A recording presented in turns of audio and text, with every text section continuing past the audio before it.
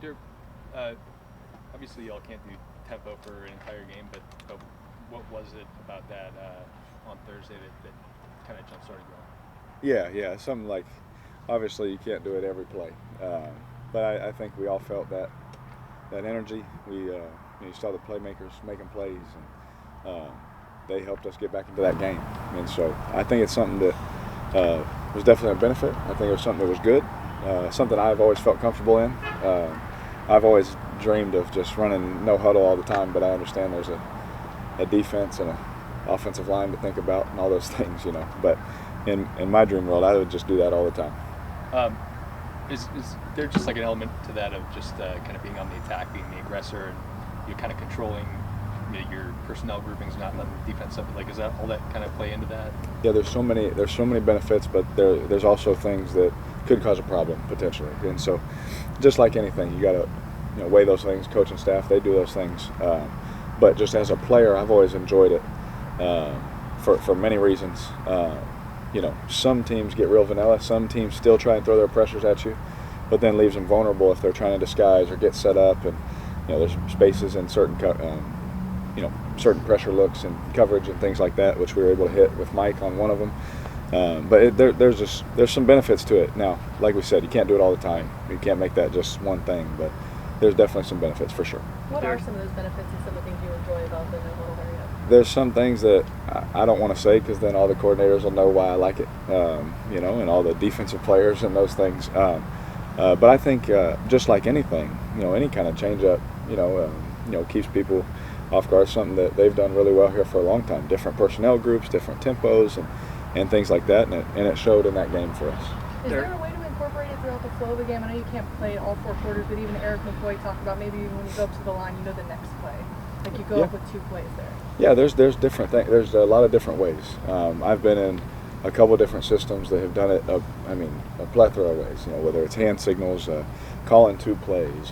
Doing no play call, and you just call it at the line, and or 2-minute kind of mode where a quarterback's just calling plays. And I've done it in every kind of way. And there's benefits and obviously weaknesses to every part of that.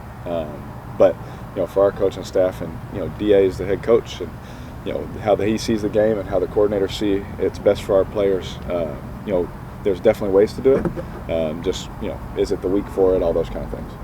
Yeah, last week we heard Pete and some others talk about kind of streamlining things a bit, maybe paring down the offensive stack that people are comfortable with. Obviously, in the hurry up that's kind of happening naturally, we have a limited menu. Do you think that's part of the second half? You kind of just got into a rhythm of what's been working and what people are comfortable with?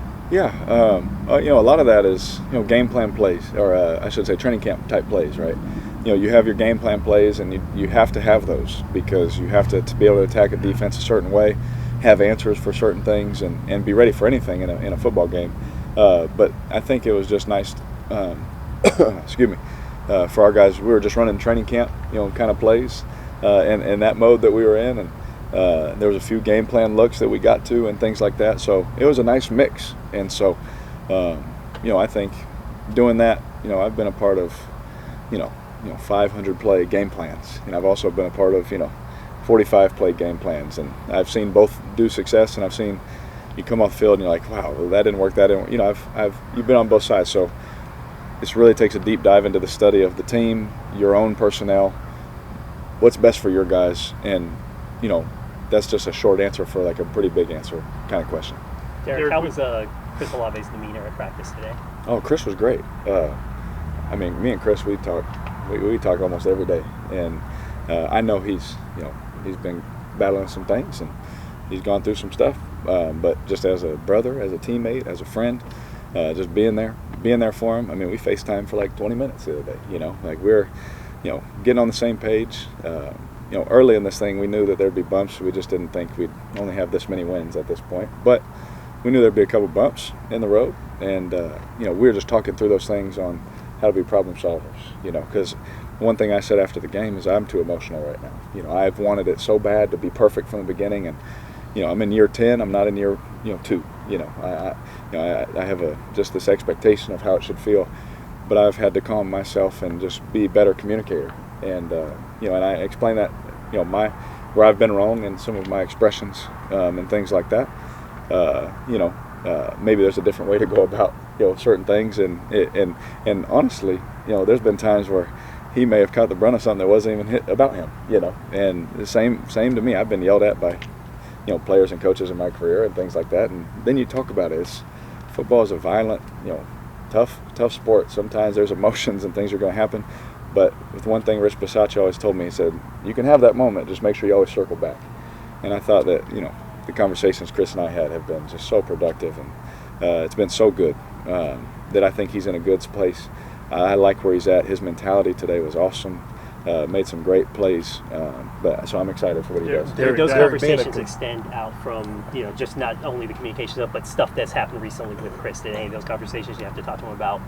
Basically what he went through and what kind of words of advice, or did you lend any support to him for what he's been going through? Yesterday or a couple days ago with the arrest. Yeah, anytime I've ever had a teammate go through anything, whether it's really big, really small, you never know what someone's going through. So it may be small to us or it may be big to it. You never know. So yeah, I'm always there to support and send him a text. We FaceTimed, like I said, and we're in a great place. He's in a good place, and so hopefully we respect that and just let him have that space. And he's in a good spot, and I'm excited to see what he does these last 10 or so games. Like I can't wait to see what we can do, and keep ramping up, and we're getting better. You hope, I've said this too many times, you hope to get better after a win, but we've had to get better after some losses, and we've definitely gotten better and worked on that. But yeah, I definitely have talked to him, and super positive. Derek, being a competitor, how do you walk the fine line between not being too emotional? Yeah. I mean, I know what's good for me, and I know when I'm in a good place, and I know when I'm too frustrated, and with whatever. It doesn't even matter what the reason, but I just know. And it's so funny, people, they think, everyone thought I was yelling at Pete one time. Wasn't even talking to Pete. Everyone thought, one thing or this thing, or I'm mad at that and mad at this. Is like, man, 10 years ago when I got in the league, every quarterback was cussing everybody out. And now I didn't even cuss nobody out, and everyone thinks that everyone's mad at each other.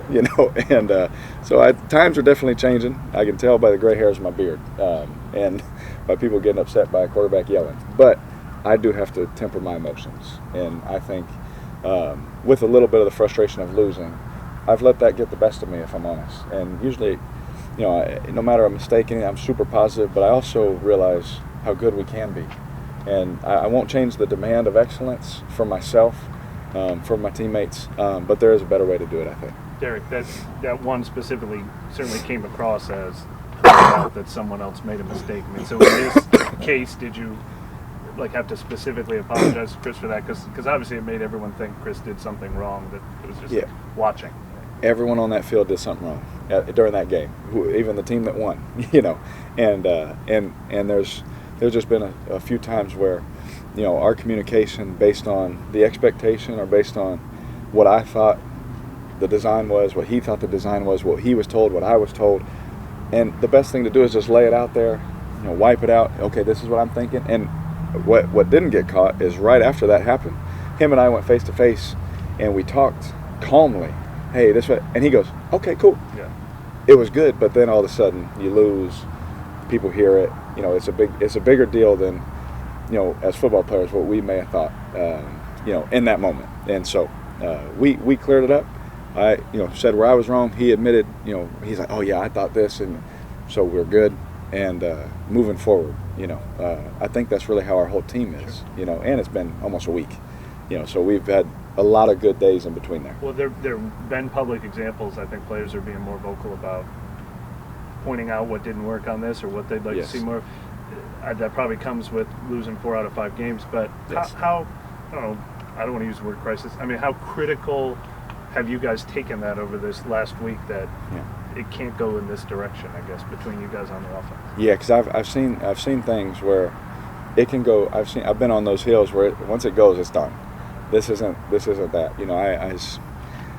I try and use my experience to help with lessons and things I've learned, and we're going to be okay. But there's no more time for oh dang it, And now I'm not saying that mistakes aren't going to happen, but there's some things that just can't happen, right? That we've talked about, and as long as we limit those and minimize those things, look, someone's going to get beat. I'll miss a throw. Something's going to happen in the next 10 weeks. But the main things that obviously I won't say, but those things that we've talked about that can't happen, I think we're going to do those things better and we'll be better for it. But there is an emphasis on like now, so the demand is the same, but I think the communication, the conversation has been better. And I know we talked about how one of the things you liked about this and that they liked about you is being able to have more than one play called, line of scrimmage, adjust. Have some of the problems stemmed from that, where you think you're directing one way and that's getting lost in translation? Or I'm trying to think, this past game, a lot of what we did was that at the end, where Pete has a great plan of things for me, and he's like, hey, think on this. And then I go out there and boom, boom, boom, so we've done some things really well with that. But there have been early on, not last week, but I can't remember exactly the maybe weeks. The Houston, where late in the game. There's a check, and it was, it wasn't executed the way we should have executed it. And so there's been a little bit of that, but that got cleaned up, and we actually ended up doing that great in the next game. And so there's a lot of hope for us and encouragement inside our building. But we do feel the pressure to, man, we got to get a win, man. Let's get back on track. It's going to be tough to do against this team, too. Derek, you've said a couple. When you hear a quarterback, I'm sorry. No, you're When you're a quarterback, do a 43-minute video and says some very unkind things about you. Is that kind? Do you take that personally when another quarterback does that? I don't know who it was. I didn't see a video. But I've seen a lot of quarterbacks run a lot of similar plays. And I've been in a lot of systems where they're read differently. You're taught different things in the game plan. Hey, if this safety's going this way, we want to work this way or this. And so I will never be that guy to do that to somebody. So I'm sorry I don't know exactly what you're talking about, but no matter who it was, I really don't care. Because they're not in my meeting room with my coaches, with the communication with our players that, hey, we're going after this matchup. Same mirrored play, we're going to do this. There was actually, someone sent me one where it was funny because there was actually a bust on the defense, and everyone was mad at, two of us for not doing a certain thing. I was like, man, we didn't know they were going to screw that up. You expect a certain thing, and we did a certain thing, So that crap happens, but I'm sorry that I don't know exactly what it was. JT O'Sullivan, who was a quarterback here for a while. Oh, yeah, sorry. Yeah, I'm sorry. I didn't see it. He's more than welcome to come, do it with me in our meeting room. He can come kick it with us, and I don't have hard feelings towards anybody doing that because, how media, some media is, they're trying to make it about them and certain things, and I don't know if people are trying to do that or not trying to do that. I just don't pay attention to any of it. I just try and be great, communicator for you guys when I can on Wednesdays and after the games. Derek, obviously the long week, a few extra days for self-scouting, kind of self-evaluation. How would you kind of evaluate your performance through 7 weeks? Are you at the level you think you need to be at going forward? I mean, we're always trying to improve. I'm never gonna, we're doing good. As soon as you're like, we're good, that's when crap gets really bad, And so the understanding and, getting to things and doing things, I feel very comfortable, feel very confident, but there's things I can do better, but there's things that we all could do better, and that's football. And whether I've had a Pro Bowl year or not a Pro Bowl year, that's always been a constant theme that I've learned in football is, man, there's always this constant process that you're always trying to be perfect knowing you'll never get there. And so I feel confident where I'm at. I feel confident when I can go out there and win a football game and all those things. And I know what I'm doing, and our guys know what they're doing. We just got to put it all together. Derek, it sounds like you're really optimistic about what y'all can be still. Yeah. Why is that? Why you've said it multiple times in this year. You're like, we're going to get it figured out. So who gives you that confidence? We're like a few plays away on some certain things where when we made the corrections in there, man, if we did that, look what it could be. Next week we did that thing better, and then it was something else. And the only way we're going to get better, I said it early too, is you got to play games together. And I'm going to get, there's certain things I had to break down. If it's this look, I'm getting it. I want to do this. If I see this, and I want to do this, and it changes from week to week. And things that I'm used to doing, that are second nature to me, man, it's a whole new learning curve because I'm dealing with new, this or that. And so I feel like we keep getting better on certain things, and that's why I still have hope. If we had a bunch of guys come in here sad and feeling sorry for themselves and, not working, and practice was terrible, then I'd be, I probably would be too emotional again, honestly. But I don't feel that way because of the men that I'm around. I just continue to see this fight to want to get it right. And so still early in the season, we're going to be all right. Derek, what DA said earlier, these last few days, there's been a lot of talk, a lot of meetings, a lot of conversations. I mean, how would you characterize the last few days with the team in general, the leaders on the team? Yeah. I won't get into like what exactly was said and all that kind of stuff, personal. But I was FaceTiming all the guys on offense, talking to all the guys, the leaders, the things, and we're demanding from each other. We're encouraging one another. We're iron sharpens iron. We don't have to hide and not talk about it. Let's just get it out there. What's your problem? What's my problem? What's our problem? Now, how do we fix it? And be men about it. And I think that the ultimate thing that I took away was I felt this unity in the last, I don't know the days, but the last 4 or 5 days, that just this unity, this come-togetherness. We put it out there. We said what we needed to say. And everyone felt good leaving the conversation. It wasn't like, man, I still don't like that. I don't feel like every conversation was like, man, that feels right. That feels right. Now hold me to that. I'm gonna hold you to that, kind of thing. And so, I think it was super positive. I was super encouraged by it. Even my conversations, calling coaches and, saying, hey, what do you need from me? I'm asking this of you, and we're doing it together. And that's what I love. There's no pointing fingers, none of that.